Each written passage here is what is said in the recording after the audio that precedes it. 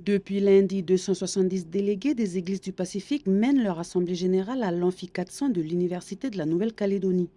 Un rassemblement pour permettre des discussions de fond sous plusieurs thèmes. Ce matin, il s'agissait du réchauffement climatique. Les églises sont à la tête des négociations avec les États du Pacifique. C'est les églises qui ont été négociées avec le gouvernement fidjien, pareil avec l'église de Marshall Island ou d'autres îles pour éventuellement héberger les gens. Donc ici aussi, on trouve que c'est le moment de discuter de ça parce que demain, s'il faut encore accueillir des gens qui sont victimes de la montée des eaux, il faut que l'Église joue son rôle en allant négocier avec les gens de chez nous, les chefs, mais aussi les politiciens pour la possibilité d'accueillir aussi des gens de chez nous.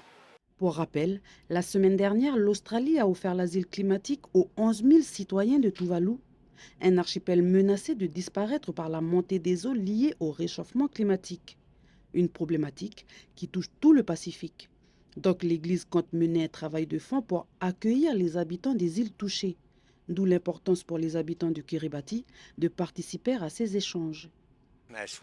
Au vu des impacts du changement climatique auquel nous devons faire face, c'est l'une de nos missions d'aider et de sensibiliser notre peuple à faire preuve de résilience face aux enjeux climatiques. Parce qu'il n'y a aucun moyen de sauver nos îles, c'est à nous et à l'Église de travailler avec les gens. Sous le thème Dokamo, Christ transforme-nous dans ta nouvelle humanité, le PKNC, l'Église protestante de Kanaki Nouvelle-Calédonie, organisatrice de cet événement, ne peut pas rester insensible.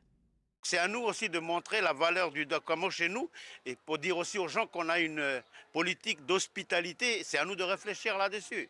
Parce que c'est nos frères, les gens du Pacifique, qui sont là avec nous dans le Pacifique et qui sont victimes, sont d'abord nos frères à nous.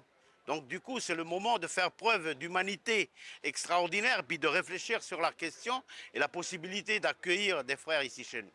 Les réflexions menées durant ces 4 jours seront synthétisées par les leaders lors de leur prochaine rencontre aux îles Marshall. Une copie sera envoyée aux différents partenaires, le Conseil œcuménique des Églises, l'ONU ou encore les dirigeants du Pacifique.